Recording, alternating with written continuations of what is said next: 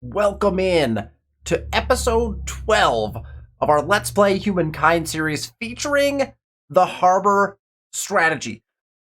This episode is probably going to be one of the coolest culminations of the Harbor strategy that we'll see throughout the entire Let's Play series.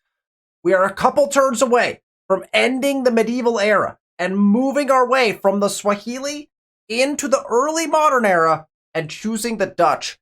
There is a lot of stuff to do. We're going to have to take it step by step and execute very carefully on the Harbor strategy here because this is where it starts to get really good. Now, if you need to catch up on the rest of the series, down in the description below is a link to episode 1. You can follow through, watch all of the different episodes so far leading up to this moment where we are going to be moving in to the early modern era. We're going to make our move up to the Dutch. And for the first time in this game, we will not have a unique and emblematic district that is a harbor. And that, interestingly enough, will allow us to place harbors.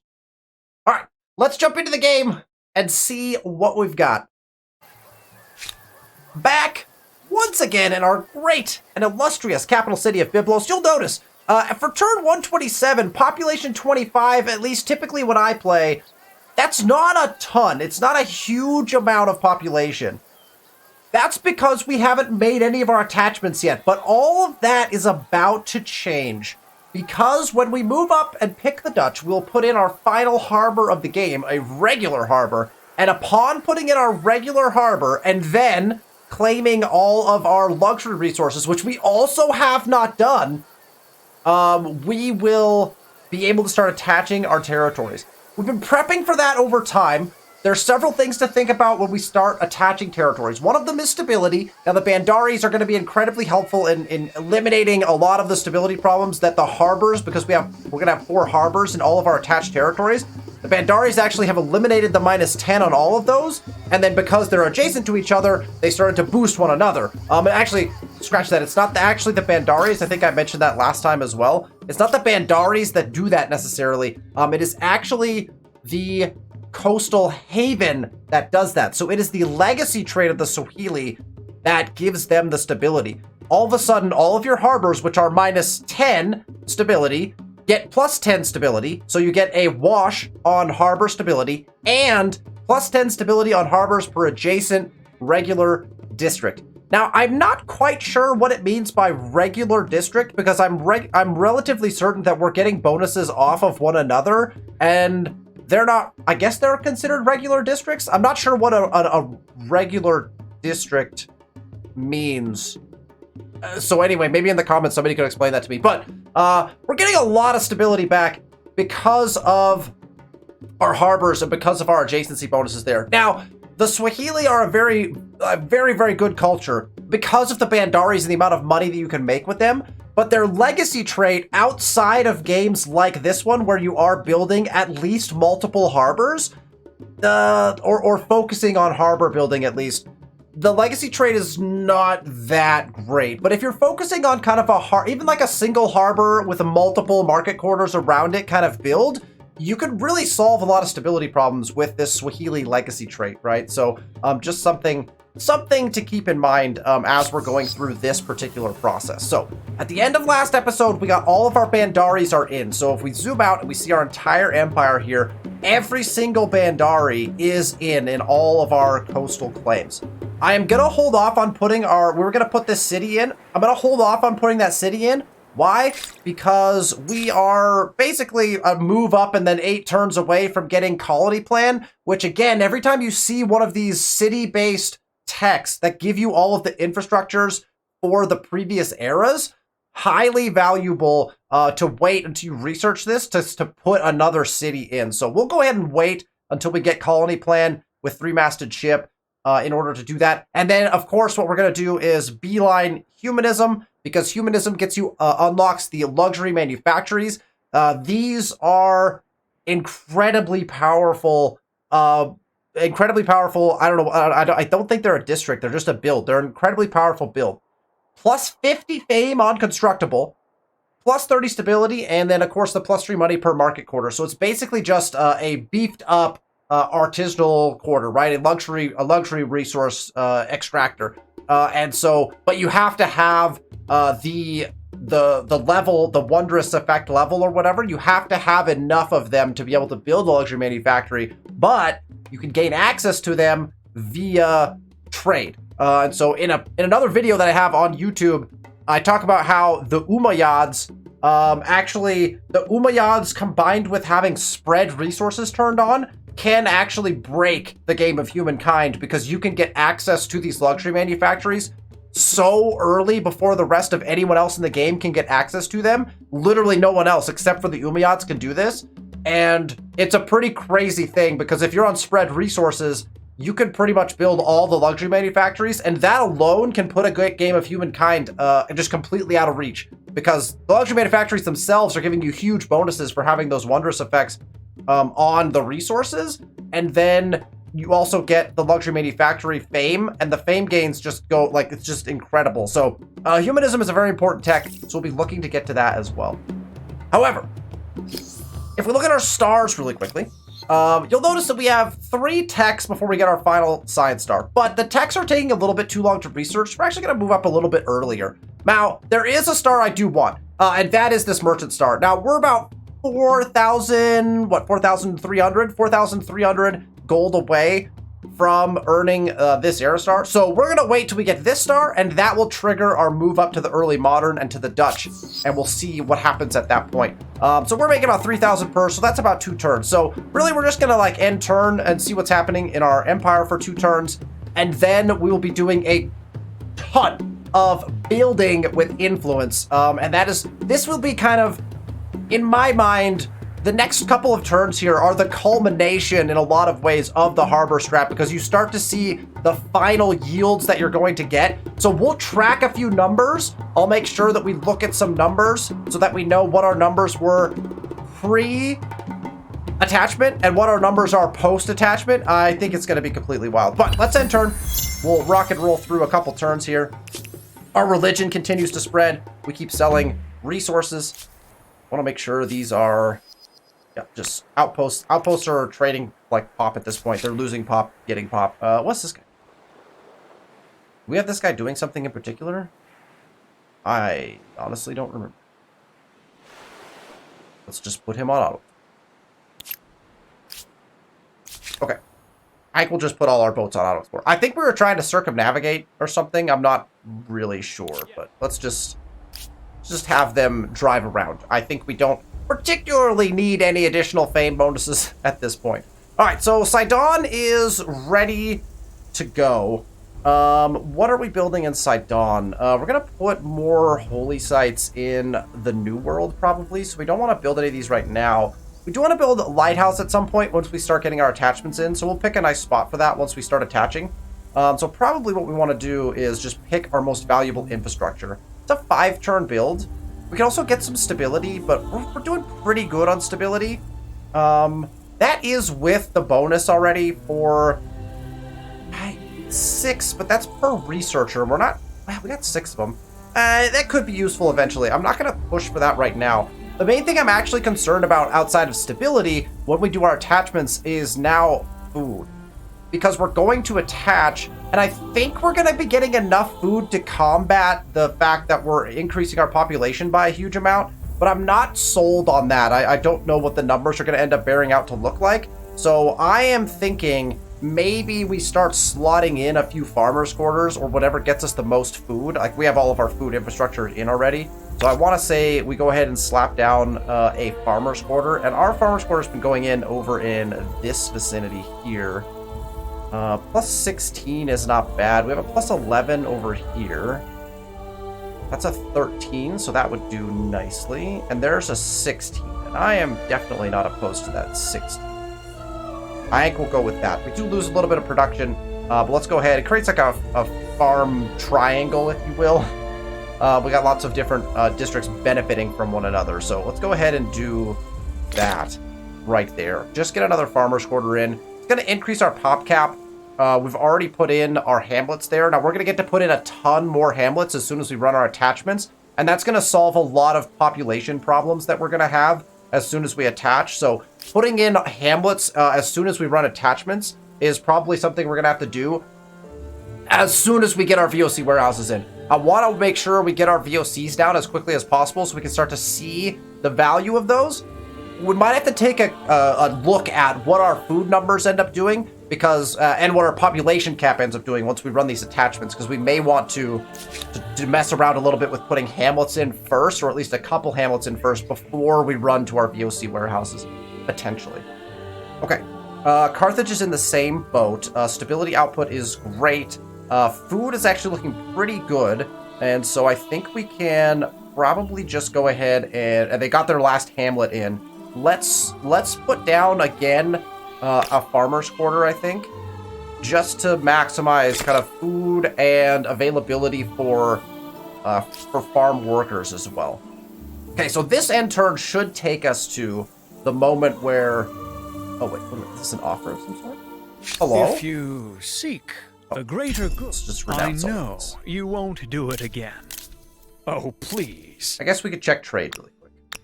Start if you seek the greater good, then we'll I trade will know 2 you turns better. until we have any arms deals. We'll trade. Ah, there is a... Wait, I don't want to buy it from you, though. Who has this tea? Yes, greetings. Who has this I lead? hope you don't mind if I stare. Ah, these must have gotten broken. All right, let's bring these back online. All right, perfect. Do we have any crises? Let's just renounce all. Oh. Just take the leverage. Which also gives us leverage, gets us diplomatic stars potentially, right? So let's just do all of that. And then we should be able to end turn, and we'll get our final star and trigger, and that triggers, for me, triggers our move up. There it is, the merchant star earned. That kind of caps out trade routes blocked. Why? What are you doing, AI? What are you busy doing? All right, so that takes us to the point where I feel very comfortable moving up. We have 1, 2, 3 of the third level stars. 3 of the third level stars, the gold stars, if you will. Technically, I always like to get a 4 is my number. Like 4 of the top level stars is usually what I go for. But we just don't need that in this game to show off this particular strat. So we actually are going to move up early. So a turn 129 move up into the early modern, which feels like that feels pretty good. I don't feel like we're overstaying our hand in any of these particular eras.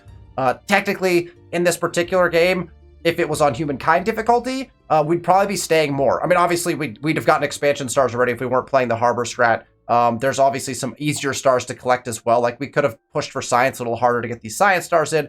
We could have gotten a few more of these, potentially. But I think that we're pretty much good to go. So let's wrap this turn. And at the end of the turn, we'll go ahead and get things moving towards the early modern. Well, not towards, just straight up into the early modern. Okay, this city is actually approaching pop cap now, so we can actually go ahead and tech in a hamlet. And is that a fine hamlet spot? Yes, because our VOC is going here, so we can market this, and then this being a hamlet will work just fine for us. So that's fine. So let's get a hamlet in here. That'll be fine. Last rites, the holy city of Byblos, is famous across the world. Every year, thousands of followers of the faith come to the city in their old age, hoping that they will die and be able to partake in the funeral rites near the obelisk of the gods. This practice has been condoned for many years, but the space is becoming limited and tensions between locals and outsiders grows more heated with every passing season. How should the incoming faithful be treated? Ah, interesting. We can refuse them, which gets celebrating on Byblos.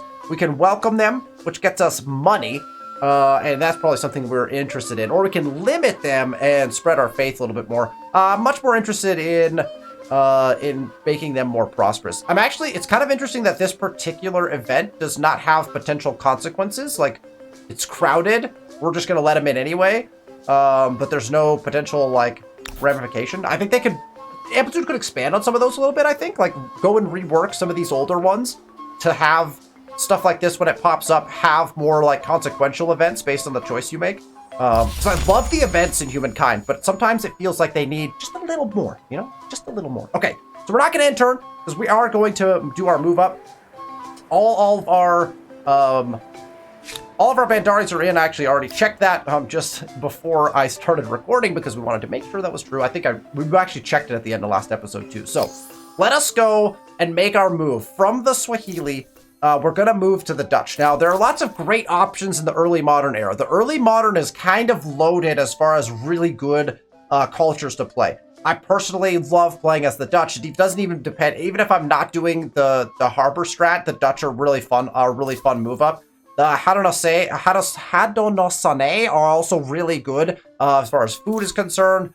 The Hoseon for the science. You've got the Maasai if you're looking to go, again, agrarian. But if you've got a little bit more, if you want kind of free placement for these Nkangs, also perfectly good to use. You've got the Muggles, which are really good. And then you've got expansionists. You've got the Edo-Japanese. And the Venetians are a really interesting choice as well because +1 money per number of trade routes, and +2 money per number of naval trade routes, and +1 influence per number of trade routes. That is a big legacy trade with the Venetians. So the Venetians are a really interesting one, potentially in this era. That might be something just to keep in mind as you're playing Humankind in the early modern era. If you haven't tried out those Venetians, they seem pretty interesting. All right, we're going to do the Dutch. Here are the things that we're about to get access to. Our legacy trait. +1 money per population on all cities. Now, our population is not particularly huge. However, it's about to explode because our population centers actually are not in our cities. The population centers are out in our outposts, which we haven't attached yet. Once we attach, +1 money per pop. Anytime you see in Humankind plus any FIM per pop, that's a home run. So the Dutch are going to increase our money by just a ludicrous amount. We also get access to our VOC warehouse. +1 money on the VOC. Minus instability, standard. +20 money per adjacent harbor. And now, again, you start to see, why did we place all our harbors right next to each other? The harbor strat is lead into our VOC warehouse. We're going to get +20 money per adjacent harbor. We're going to have 4 harbors next to our perfect VOCs, 3 next to our imperfects, and we have a couple that are just 2. That's still +40 money, even out of the worst ones, right? And then, on city or outpost, +2 money per trader, and an additional trader slot, and it counts as a market quarter. So then we're going to surround it with market quarters, and we're going to capitalize in a huge way. The other nice thing about the Dutch, actually, is that their emblematic unit is the flute. And the flute is a transport ship that has a better attack rating than most naval military ships of the early modern era. So now you don't even need to have a navy because your transport ships actually become your navy. I really like, particularly on water-based maps, I really like having powerful transport ships because it keeps you from having to build ships that can't do anything else but sit in the water. If your troops can become your navy, that is a pretty potent ability to be able to do things with on the sea. So that's what we're going to get with the Dutch. Before we adopt, I want to take a quick look at our current money situation because our money is going to jump up by quite a bit as well, right? So we're currently making 562 influence per turn, 2,900 gold per turn. Our populations are sitting at 25, 24, 33 in Sidon, which is pretty nice. 13 and 15, so we're lower in the New World cities, obviously. And our science per turn is 790. 790, right? So that's where we're sitting. The main number I think to pay attention to as we kind of progress through this is the gold number, because that's kind of what the strat centers around. But 2,900 is the number that we sit at. So let's go ahead and do this thing. We adopt the Dutch, and we'll roll. Geography, cartography, algebra, optics, astronomy. It's a time of discovery and exploration. But discoveries are not made solely by traders and adventurers. Those who explore with ships and caravans would go in circles without those who explore with pens and parchment. It seems the Dutch have both ships as well as pens and paper, not to mention their vast quantities of cheese. And that is what this strat is all about. The Dutch cheese harbor strat. Goo to me. All right, here we go. We're now in the early modern era. We have entered as the Dutch. You've created the Congress of Humankind. Prepared to learn what the rest of the world thinks about, well, everything. Perfect. The Congress of Humankind is a fascinating add to the game, so I'm excited to get to show that a little bit as well. So we'll have a bunch of stuff that happens. The early modern is kind of a huge turning point for me in a lot of games of Humankind, and so we get a lot of stuff that kicks off now at this point, and we'll start to see some of the benefits of our strat, but also of just moving on further in the game. So let's check out the doctrinal axes. So if you haven't seen these before, I don't think I've actually featured these in many of my games, at least not on YouTube. So on Twitch, we definitely have incorporated these into our games already, but on the YouTube series, we got these. So every so often, you've got these doctrines that unlock based on where the geopolitical spectrum is kind of, and also where you are, right? So you actually get less benefits, I believe. If you're in the middle, you don't unlock powerful benefits, but if you start to push onto one side of an axis or not, you actually increase this a little bit more. At least that's kind of my understanding, potentially, right? So like we sit kind of in the middle on a lot of these potentially, so it doesn't look like we have any effects currently about to be in play. Now you can unlock effects for influence to kind of push what those effects might be, and you get bonuses for where you are on the different spectrums based on your alignment to the rest of the world. So that's something that's interesting to note. You also have laws, so we get different civics proposals that you get to make. I've actually never made a civics proposal before. I always end up being last for some reason, or I don't know why. Looks like I actually get to make the proposal this time, so that's kind of fun. Independent peoples. How should we use other peoples? Knowledge authorities, founding myths. Okay, so this is, I choose which civic is up for debate.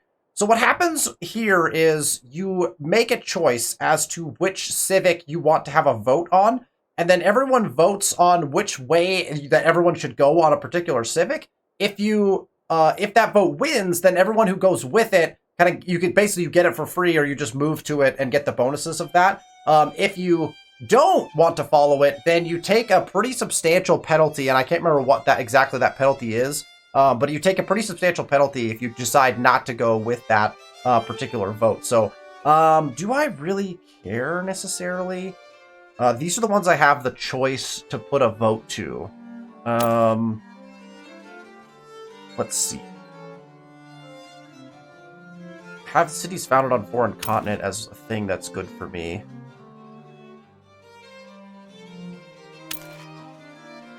I mean, none of these are particularly... This one is important to me. I guess I could put this one to a vote. Although that moves us way over on the... Oh, did we not do this? Oh, we never actually implemented this one. Oh! Fantastic. Okay, so this is perfect. So we're going to go ahead and... propose knowledge authorities, because I actually haven't even made a choice here. Because we want +1 science per number of trade routes on city or outpost. So let's go ahead and choose this. It's a great responsibility to act as president. And then everyone's going to run a vote. And what happens here may have consequences just about everywhere. Put our vote towards that too. And now we will, I think, be able to get this for free once the vote is over. It's going to take 18 turns for that vote. But, okay. Okay. Doctrines are in effect. Resources have been sold. Agreement proposals have been made, so lots of people making agreements with me. And let's see. Embassies have been completed. Other people moving up as well. And then some grievances being popped. Okay, so let's go ahead and check out all of these first. Seek the greater good, monument contractor? Sure, why not? That's are as just as you are wise. We don't need to trade. We so. We have the ability to do treaties. For a celebration. I'm ahead in science, so I'm not like, it's fine. I think we just go with like diplomatic cooperation. That way we split leverage. That gets us access to more leverage over time. So this proposition should be in all our best interests. You look different. Haircut? Okay, so we'll just sign these. Your proposal makes good sense. Sign these. Offer diplomatic cooperation to everybody. This proposition should be in all our best interests. Sure that we're full trading, which a proposal we just kind of checked already. For your consideration. Oh, they want scientific correspondence. About. It doesn't particularly matter to me. To be gonna get bonuses out of that. No. Your proposal makes good sense. I say yes. Oh, are we not allied?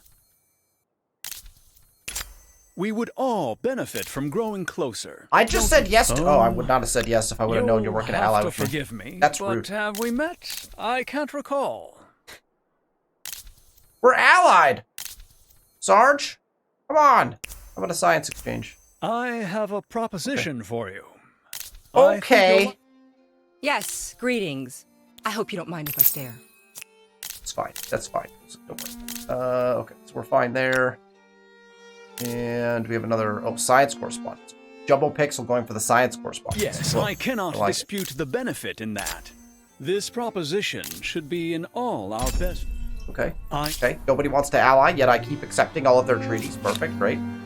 Alright, this guy is... just joined this army. They are just sitting there. That is our standing army for the New World. Are they in good position to do anything? No. Okay. So, that was the turn.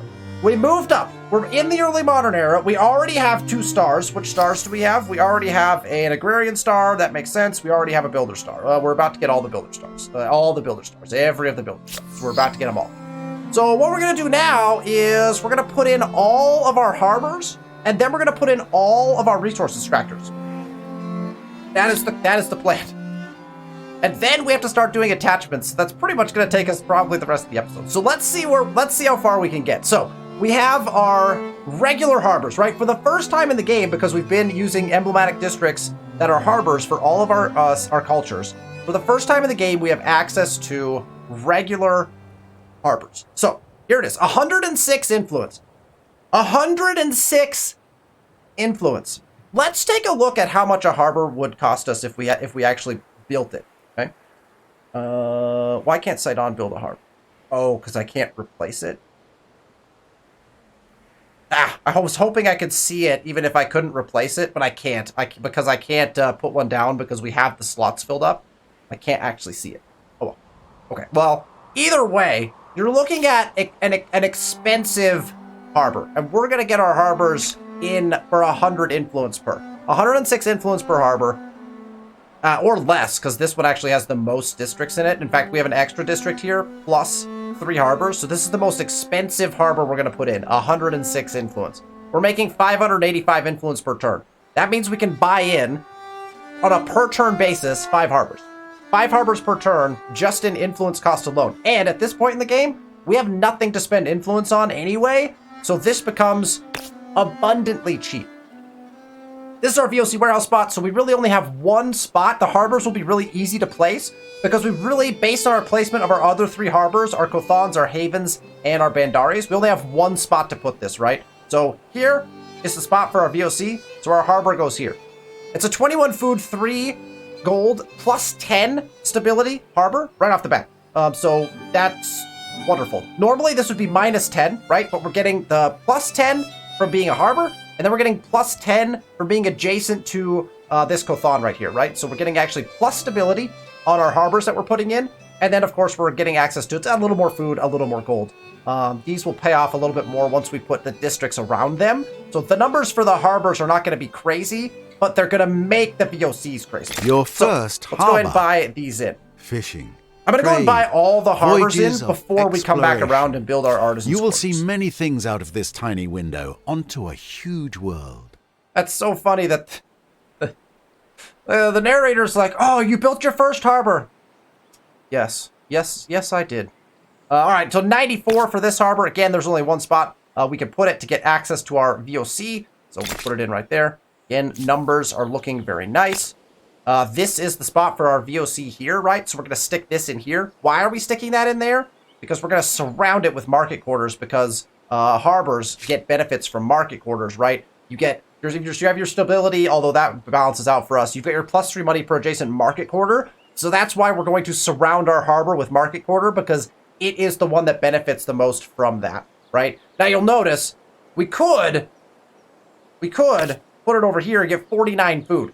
Now there is an alternate harbor strat where you actually don't focus on VOC warehouse placement, and you actually spread your harbors out around your coastline and focus on just optimizing your food out of coastal tiles. And it also is fun to play. It's a completely different strategy. It's completely different than trying to maximize gold output, which is what we're trying to do with this strategy. But that harbor strategy is also fun to play. Now, you would take the Norse in the medieval era as opposed to taking the Swahili because you would want access to the Naust, which is a better food-producing harbor. But that's another way to potentially play a harbor strat-esque game, but it's very different than what we're doing here.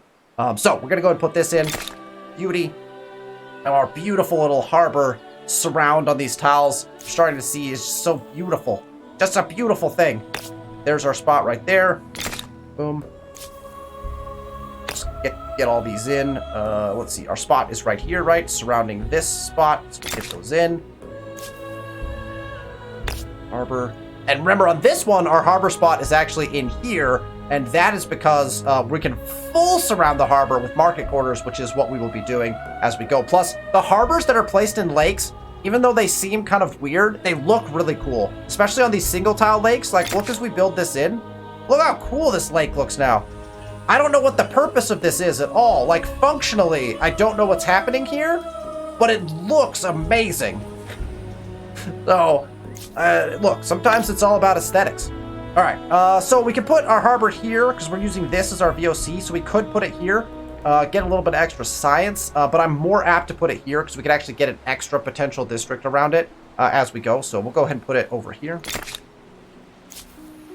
Grabbing harbor, we're going either here for 37.4 or here for 33.4. So 37.4 sounds better. This is our spot. Go ahead and put it down there for the VOC. When I say this is our spot, I'm talking about VOCs at this point. So we go here for 45.3. Obviously, that's going to be better. Plus, we get the opportunity to build a market quarter here as well. So that's always advantageous. That. Carthage, you can't build anything. Marcab can put theirs in. Marcabs is going, yep, right here. That's only a 3 spot. That's fine. Here's another, and we're going to tuck it in right here. Here is just one of our 2s, so we're just going to take the highest bonus, actually, because whatever the highest bonus is, we're already going to put our VOC up here, and so right here is going to be fine, because we'll market quarter this for adjacency to the VOC, so we'll just stick it right here.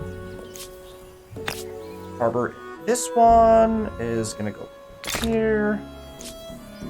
Harbor, this one, where did we put our harbor? Oh yeah, this is another just where there's just going to be 2, so we're just going to put them alongside each other. Here we are down here. Yep, that's our spot. That's actually kind of a fun one because there's a cliff, but then there's 2. So you can't build a harbor on cliff, but because there's coast right here, shallow coast here, it's got a cool look. Aesthetically, this is very pleasing. The harbor into the cliff, into the harbor again. I like that a lot. That's one of the things I love about this game is just like the way that they've chosen to design the game. I just like it a lot. Okay, we're going to stick it in the lake here because our VOC warehouse is going here. That way we get some decent market quarters, also adjacent to some of our beautiful little luxury resources as well. That. Here's another harbor. And, yep. Here. You'll notice we're still at 6... Oh, there's Builder Star. We're still at 6,000 influence, and we haven't even touched our influence, even though we are just putting in everything. Like this, the fact that this is this cheap is amazing. This is the only spot to put this. We actually aren't getting a good VOC warehouse in this territory because of these horses right here. But this is going to be our best spot for it, right? So we'll just stick it in.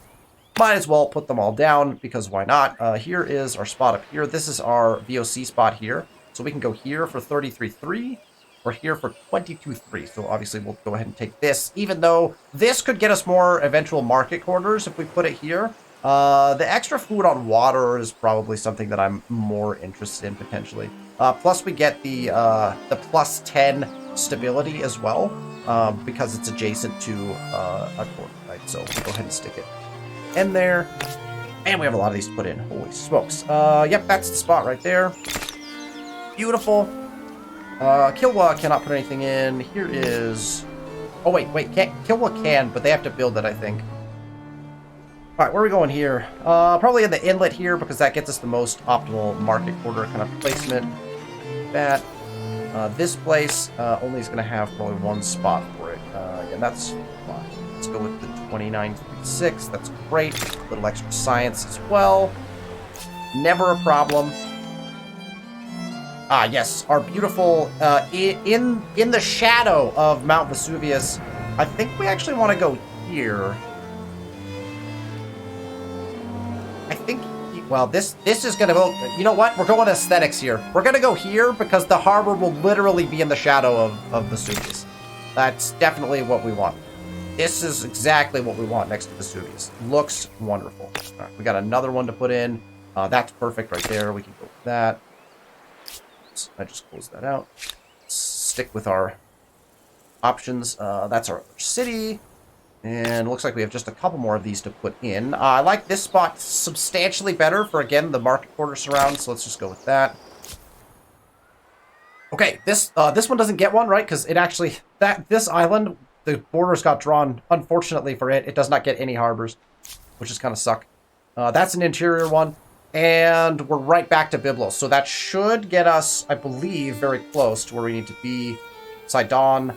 Also can't put one in. And we're right back to our very first starting one. So all of our harbors are now in. So that's looking good. And now, before we do anything else, we're going to do something that probably has been itching in the back of your minds for quite some time. Why are your luxuries not being extracted?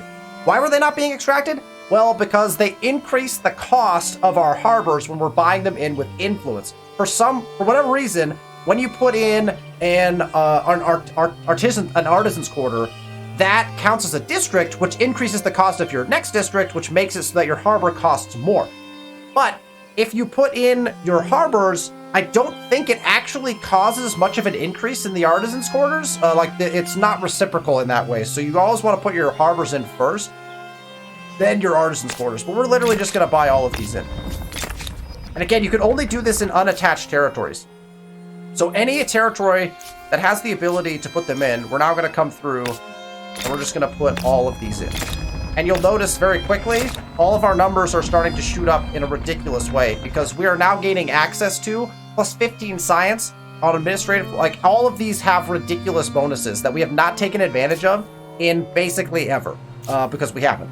And it's gonna, like, look at this. We're gonna put four of these ambergris in, and it's just gonna be ridiculous, right? Because these ambergris are worth, when we improve them, plus 8 stability and plus 10 science. And this is where all of my talk about stability being a problem kind of gets thrown out the window because we didn't have a stability problem ever. We never improved our luxuries, and therefore our stability was relatively low based on what it actually could have been if we were improving these, right? So we're about to get plus 10 science on this. Let's get another plus 10 science. Oh, let's get another plus 10 science, you know, plus all of the extraction. There's another builder star. Beautiful. We will move to our next spot. Make sure we get all of these down. We also get some copper in. Why not? Throw these in. Throw that in.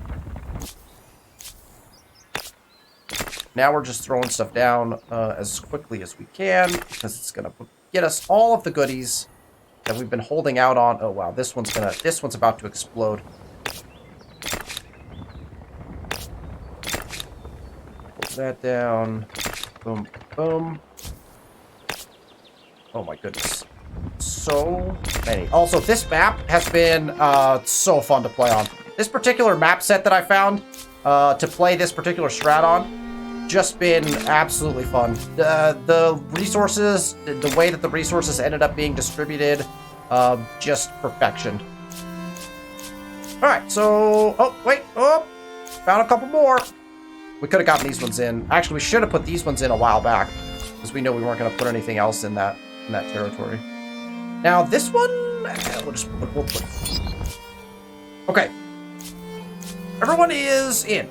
So, our next step is attachments. And we can now make all of our attachments. We have nothing holding us back from making attachments now. All of our harbors are in.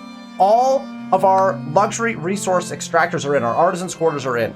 And we're about to be able to make attachments. Now, this is going to take a little bit of planning, so bear with me, because we have to make sure we get our attachments done in an appropriate manner so as not to overburden any of our cities specifically. So let's start in our capital city, who has 1 turn left on the farmer's quarter. We're going to let that farmer's quarter finish, and you're going to see that our numbers up here are about to start doing some crazy things. And the problem that we might run into is population cap. So we're at 25 of 29, but all of our places, this is 6 of 5. Right? Like we're 9 of 7. So we're pushing pop cap in all of our outposts. And so what I'm concerned about is, what is it going to look like when we attach these? Because it's going to get a little bit nutty. So let's take a look at where we want to attach for Byblos. So Byblos wants to take kind of the northern part here. Carthage could technically snag this or Sidon. So we definitely want to attach. So we have 1, 2, 3, 4, 5, 6. I think we could definitely afford 6, especially in the capital. We might even go more than that. So let's start by making those attachments, and then we'll kind of see where we go from there. So we'll start here. And again, notice we're getting to attach with money. This is a 216 gold attachment. That's cheap. That's very cheap. And that's because we have all the civics set up the right way. We've got the civic to attach with gold instead of influence, and we've reduced the cost by 20% to do that right from our different civics. At least I think we have that in. Let's change. Hold. We don't have it in. We could make it even cheaper. Cancel. Costs us 1,000. Yikes. That's a lot. Canceling it. We're going to put codified laws in. Just imagine, once you discover writing, you can literally throw the book at them. Probably could, yeah. Perfect. So now, instead of the incredibly cheap 210, it's only 173. All right, let's run our attachments. There's 1 attachment. We notice we're already down to only 10 food excess. That's it's gonna get a little scary. We're gonna have to do a little bit of playing around. We have 43,000 gold, so if we need to, we could just buy in a few quarters. Probably what we'll be buying in is hamlets. So we'll see what happens to our food as we kind of go along. We should actually look at the numbers for our capital, but like watch the numbers as we run these attachments, right? So here's another attachment we need to make. Minus 65 now, so that's not great. So we're progressing in a bad way, but look at our numbers. Look at the numbers. All right, 691 gold to make this attachment. There's an expansion star, which we've been waiting on for quite some time. And let's go ahead. I'm gonna run at least 1 more right away. We're gonna see just how ridiculous this is gonna get. All right, minus 276 food availability now. So that was my concern. Here's the thing that's nice. Our stability has actually gone up. Swahili are incredible. Our stability actually increased, in addition to the fact that I put in a ridiculous amount of luxury resources. 336% surplus in stability. Our people absolutely love our empire. Okay, so Byblos is now mostly attached, although I think 1, 2, 3, 4, 5, 6. That's 6 attachments. We could definitely make more. Herein lies the problem. Our food production is incredibly low. So let's see what can be done about that. Oh, plus 42 food from a fishery. Thank you for 805 gold. Done. That solves nothing. So that's not great. We get plus 42 money for putting on our fishmonger, which we definitely will do here in a little bit. So let's go up and look at 12.7k to put in a hamlet. We're gonna go through some population. We're gonna go through some population conundrums. You know what we could do? Oh my gosh, it costs 49 pop to buy out a quarter. That's astronomically high, and it's not something I'm willing to do.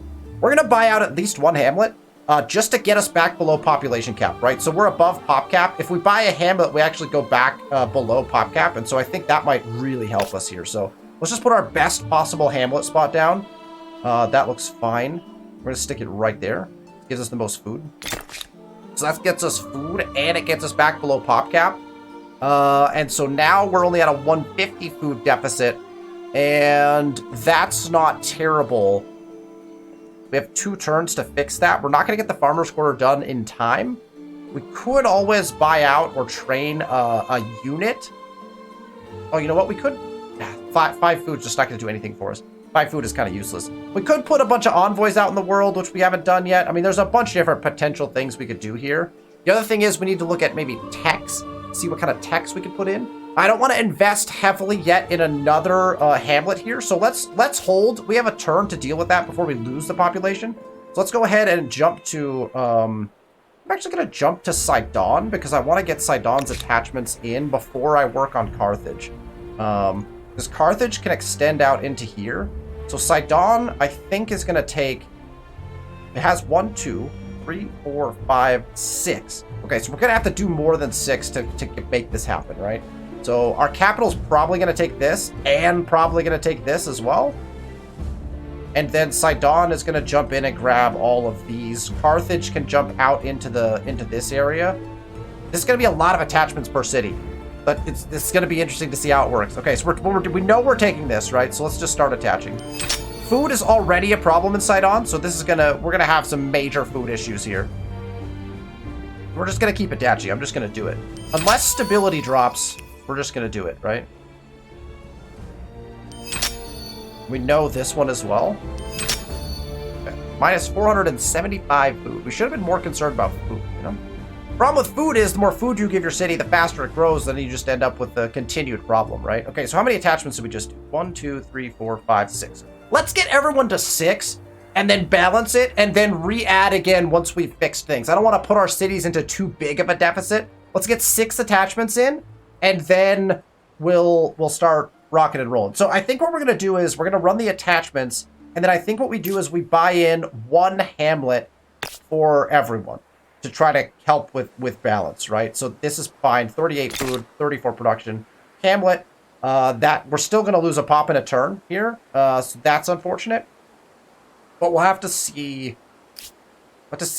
I'll come back around and we'll see how everything is looking. If we have some leftover gold, which actually we're going to run ourselves out of gold here really quick as far as attachments are concerned, because our attachments alone are really expensive. Might want to flip all the farmers' quarters that we're working over to hamlets as well. The food is the major problem, is what we've discovered, right? Well, let's go ahead and run. Let's get the rest of the mainland actually attached. So we're going to go attach.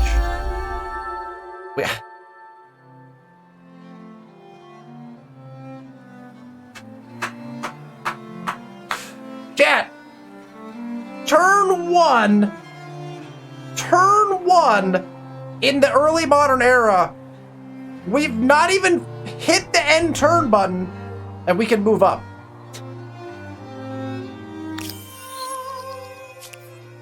Oh, that is hysterically funny, to be honest. I absolutely love it. All right, Carthage, let's grab. We're just gonna. Actually, Carthage is only minus 50 at this point. That's not bad. Carthage was doing okay. That one's gonna be Sidon's, I think.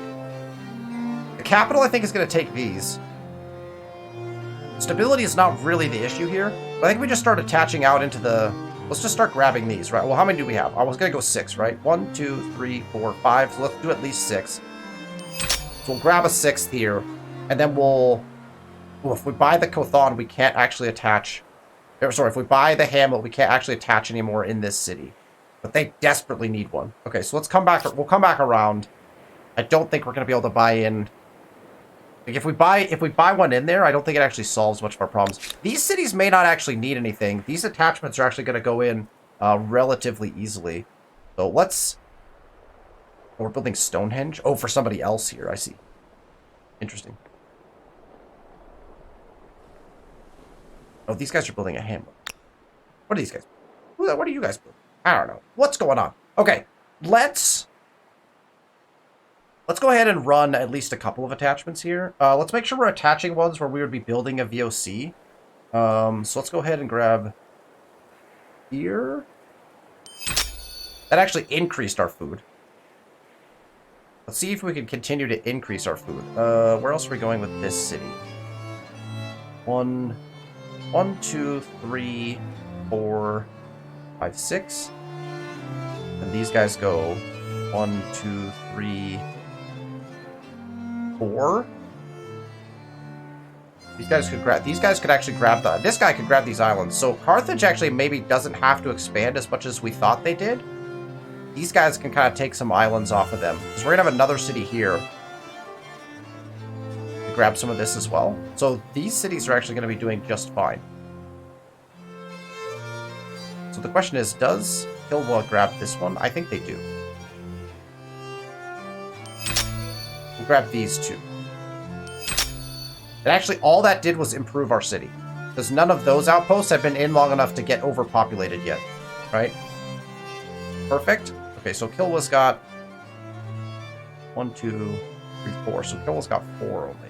We can actually keep connecting Kilwa. Do we go 5 on Kilwa? Let's see what Lamu can do.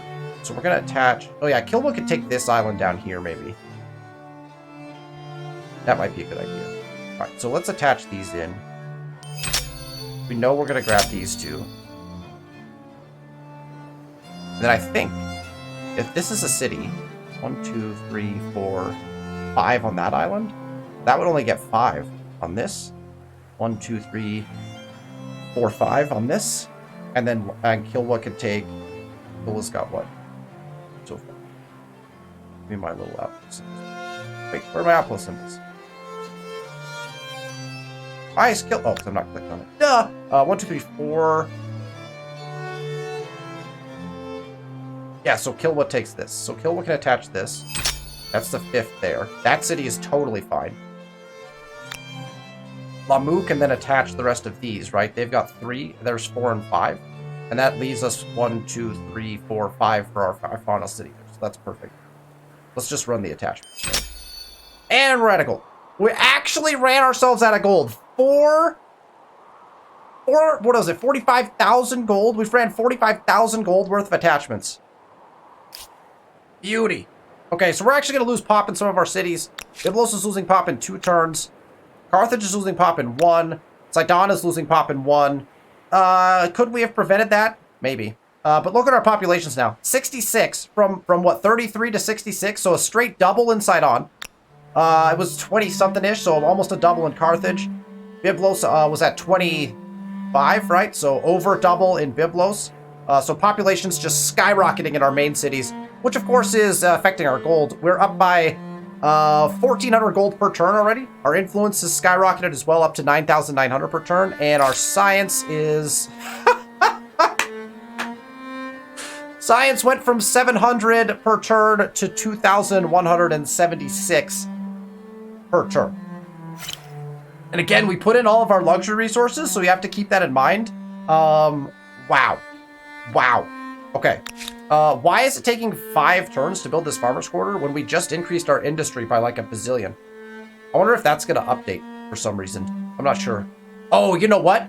The cost of this farmer's quarter just went up by a ton because of all the harbors that we just added to the city. That's why. In a perfect world,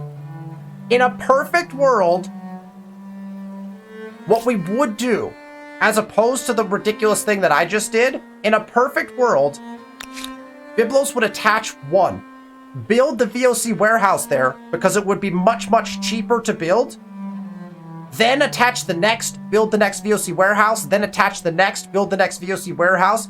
That is probably the way that I should have done it, because that would allow us to also use our gold that we're making to buy out things to fix our food problem as we go.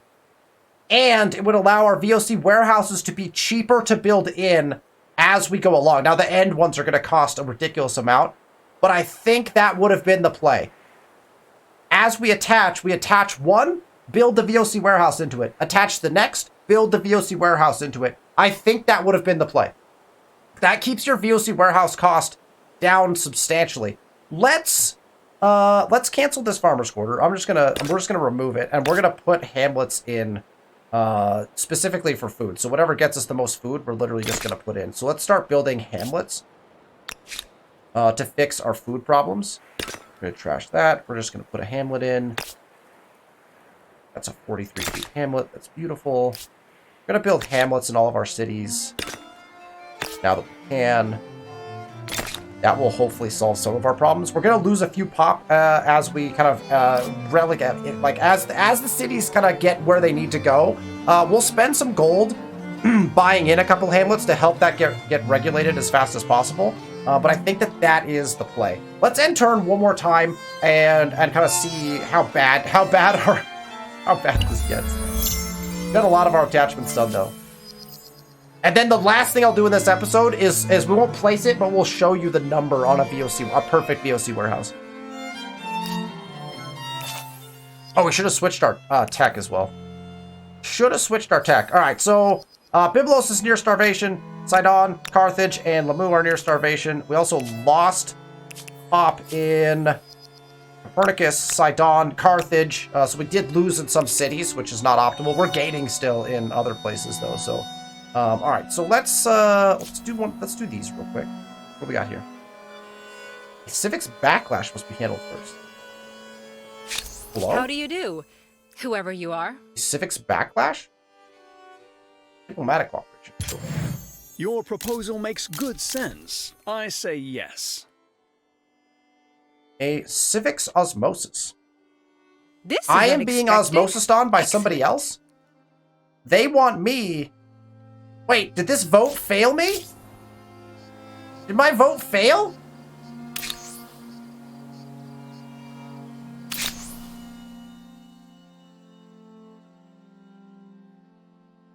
I thought this is what we want. Oh, yeah. Oh, sorry. Yeah, this is... Okay, so it was adopted. Every single person voted for it.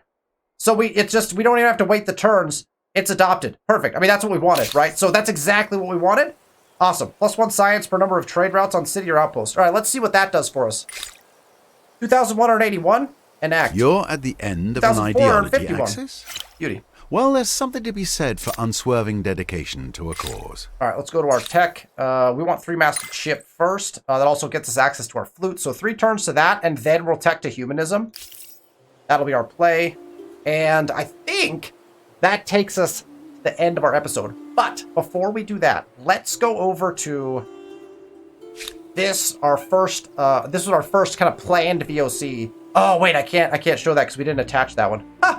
That's funny. So we have to go over to we have a perfect up here, right? So let's take a look at this perfect right here. Here is a perfect VOC spot. It's got no other bonuses, just the harbors. It's not adjacent to anything else. Let's see what a VOC will do for us in our perfect VOC spot. 96 gold and an additional 30 stability. That's 96 gold per turn. Another 30 stability from all the adjacencies from the harbors. And 2 influence. That's a bundle of gold. That's a bundle of gold. Beauty. Honestly, I'm kind of surprised it's not more. The Bandaris are almost worth more gold. Which is kind of wild to me. But 96 is a huge number, obviously. And then we'll put in market quarters behind it to then boost it, which is gonna be insane. So that's what's coming in the next episode as we start placing our VOC warehouses. That is what will be on the way, is boosting us up in that way. Look at all the connections we made. Our empire is mostly connected. We gotta wait 3 turns to put this city in, then we'll attach that up really quick. We have 6,000 more gold to spend on attachments and other things.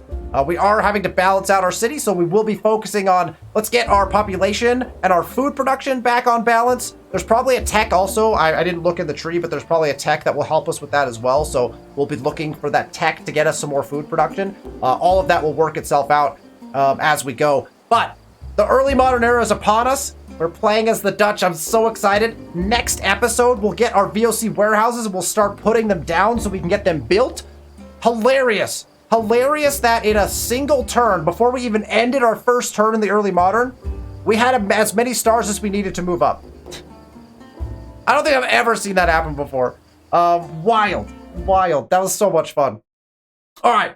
Next week, join us for the next episode in this Let's Play series. We'll be putting our VOC warehouses in. It's going to be an absolute blast to continue to see the absolute gold menagerie that we are going to acquire as we finish executing this strategy, the harbor strategy in Humankind. If you like the content, make sure you hit that thumbs up video and you're subscribed to the channel. Releasing videos for this series every Sunday afternoon. Thank you so much for watching, and I'll see you next week.